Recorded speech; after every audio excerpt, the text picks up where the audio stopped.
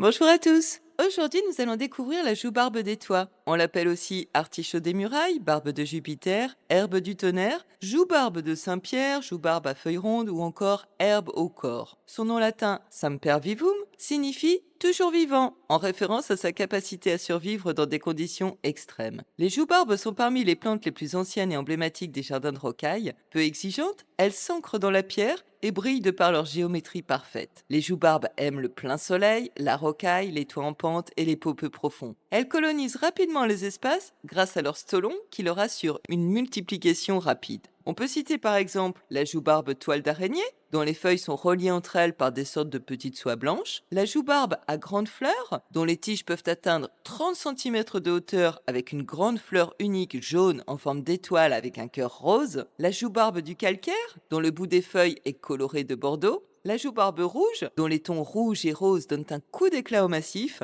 Il en existe près de 4000 variétés à travers le monde. C'est plus précisément à la joue-barbe des toits que nous allons nous intéresser. En France, c'est une espèce assez commune. En plus de ses propriétés dépolluantes, elle possède des vertus médicinales qui tendent à la considérer comme une sorte d'aloe vera local, puisque ses feuilles facilitent la cicatrisation.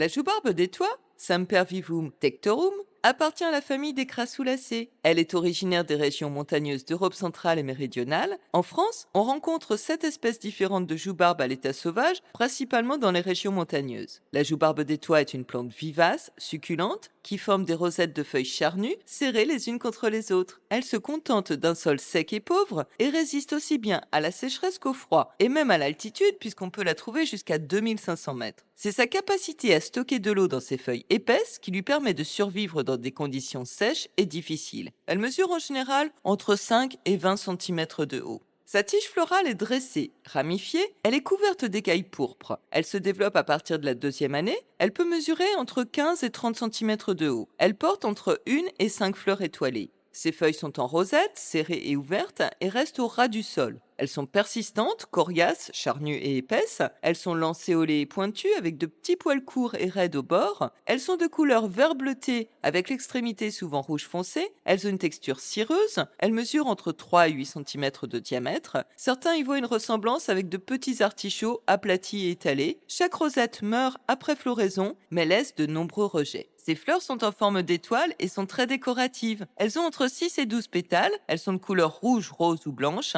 et la floraison a lieu l'été entre les mois de juin et d'août. Ces fruits sont de petits follicules contenant des graines fines et nombreuses. Ces racines sont fibreuses, peu profondes, mais nombreuses. Elles permettent à la plante de s'accrocher sur les surfaces pierreuses. Elles s'infiltrent profondément dans les anfractuosités des rochers pour aller puiser l'eau en profondeur.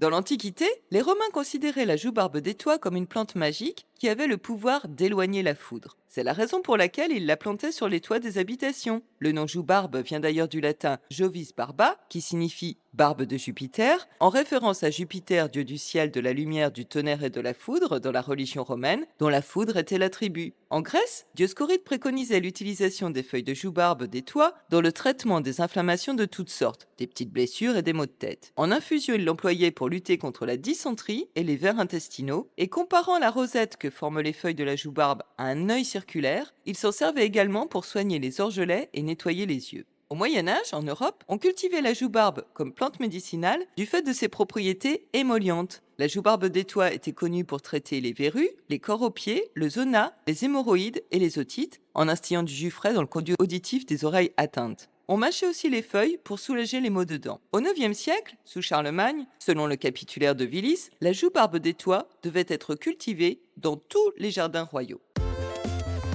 Alors, c'est le plus souvent en usage externe que la joue-barbe des toits est utilisée. Ces feuilles contiennent un sucre riche en tanins, en acide formique et malique, en vitamine C, en potassium et en résine, qui lui confèrent ses propriétés émollientes, astringentes, vulnéraires, cicatrisantes et apaisantes. La joue-barbe des toits a aussi des propriétés anti-inflammatoires et antiseptiques. Elle est traditionnellement utilisée pour traiter les inflammations de la peau, telles que les brûlures, les éruptions cutanées, les plaies, les dartres, les piqûres d'insectes, les hémorroïdes, etc. Les feuilles fraîches sont appliquées directement sur les plaies pour favoriser la cicatrisation ou bien sous forme de pommade, de cataplasme ou de compresse. Et on peut aussi l'utiliser en usage vétérinaire pour traiter les plaies. La joubarbe des toits a des propriétés diurétiques. En infusion, on l'utilise pour traiter les problèmes urinaires, les gonflements et les œdèmes. Du fait de ses propriétés antimicrobiennes, la joubarbe des toits est connue pour traiter les affections respiratoires. En infusion, elle peut être utile pour aider à soigner les toux sèches, les bronchites et les irritations des voies respiratoires. Elle est connue pour traiter les affections oculaires. Elle permet de soulager les inflammations de l'œil, les fatigues oculaires et de traiter les orgelets. Elle permet aussi de traiter les affections buccales comme les aftes, le muguet et les ulcérations de la bouche. Pour cela, on dilue le suc extrait des feuilles avec de l'eau et on l'utilise ensuite en gargarisme. La joubarbe est aussi connue pour traiter les angines et les maux de gorge, toujours en gargarisme, en ajoutant un peu de miel au suc extrait des feuilles et allongé d'un peu d'eau. La joubarbe des toits est connue pour traiter les otites et diverses affections de l'oreille. On utilise le suc extrait des feuilles pour soulager les inflammations du conduit auditif. Et enfin, elle est connue pour traiter les verrues, les panaries et les corps aux pieds en les faisant ramollir. Pour cela, il faut piler les feuilles fraîches au mortier et y ajouter un peu de vinaigre de façon à constituer une espèce de pommade que l'on appliquera sur la partie à traiter plusieurs fois par jour. La joubarbe est peu utilisée en cuisine car son goût est très amer et sa texture mucilagineuse est surprenante. C'est une plante qui a davantage d'usage dans le domaine médicinal ou cosmétique. Ces jeunes feuilles sont néanmoins comestibles crues, elles ont un goût légèrement acidulé et on peut les manger en petite quantité dans une salade ou alors les utiliser comme garniture décorative ou bien encore les ajouter à des soupes.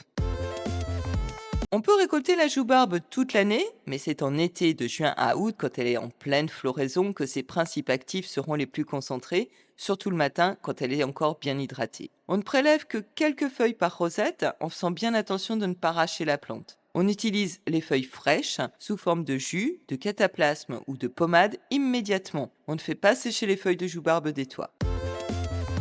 Au jardin, les joubarbes sont utilisées comme plantes ornementales dans les jardins de rocaille. Il en existe de très nombreuses variétés. Elles peuvent pousser sur très peu de substrat. Elles sont très rustiques et elles sont faciles à cultiver et à entretenir. Leur géométrie parfaite et leur floraison étoilée rouge, jaune ou blanche en font des alliés parfaites pour le jardinier esthète, même amateur. En cosmétique, la joubarbe se révèle être une alliée précieuse en raison de ses propriétés astringentes, hydratantes et apaisantes.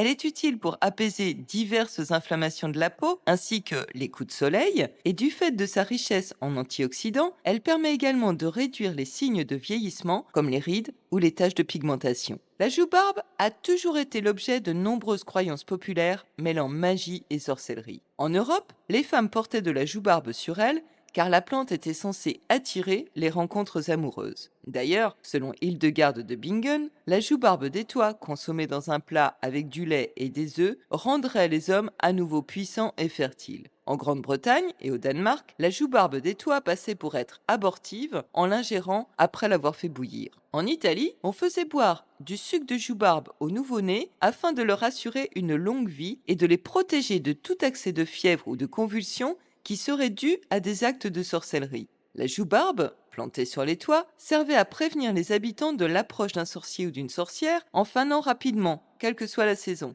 Et si on n'avait pas de joubarbe plantée sur le toit, on pouvait en suspendre dans la cheminée pour empêcher les sorcières de pénétrer dans la maison. En spiritualité, la joubarbe est un symbole de persévérance et d'adaptation. C'est aussi une plante dépolluante et purificatrice qui améliore la qualité de l'air en absorbant diverses toxines. Sa présence a donc un effet calmant et réduit le stress et l'anxiété. Et de par sa géométrie parfaite, la joubarbe fait office de mandala naturel et crée une atmosphère sereine dans n'importe quel espace. Dans le langage des fleurs, la joubarbe symbolise la bienfaisance, sans ostentation, et la modestie, car c'est une plante qui se contente de peu. Bref, la joubarbe est une plante rustique dont la beauté graphique apporte une touche artistique au massif de rocaille. Au vu de la diversité des cultivars désormais disponibles, chacun peut trouver joubarbe à son goût. Côté cuisine, la joubarbe n'a pas grand-chose à apporter, même si on peut à l'occasion consommer ses feuilles crues en salade ou en soupe. C'est au niveau médicinal que la joubarbe révèle son vrai potentiel puisqu'on la compare parfois à l'aloe vera pour ses vertus anti-inflammatoires, émollientes, cicatrisantes et apaisantes. La joubarbe des toits fait partie des oubliés de l'histoire qu'il conviendrait de réhabiliter car ses propriétés sont avérées. De plus, sa facilité de culture et d'utilisation en font un remède simple que tout le monde devrait avoir à portée de main. Je vous laisse faire vos propres expériences et vous m'en direz des nouvelles. Et si vous avez apprécié et aimé cette vidéo, pensez à liker et à partager le lien pour faire connaître cette chaîne et bien sûr à vous abonner. Vous pouvez retrouver les recettes et cette fiche plante sur le site de la petite musique dans la forêt.com dont le lien figure en barre de description. Tous les commentaires sont les bienvenus, qu'il s'agisse d'apporter des précisions, de formuler des appréciations ou de poser des questions. Et sur ce, je vous dis à mardi prochain.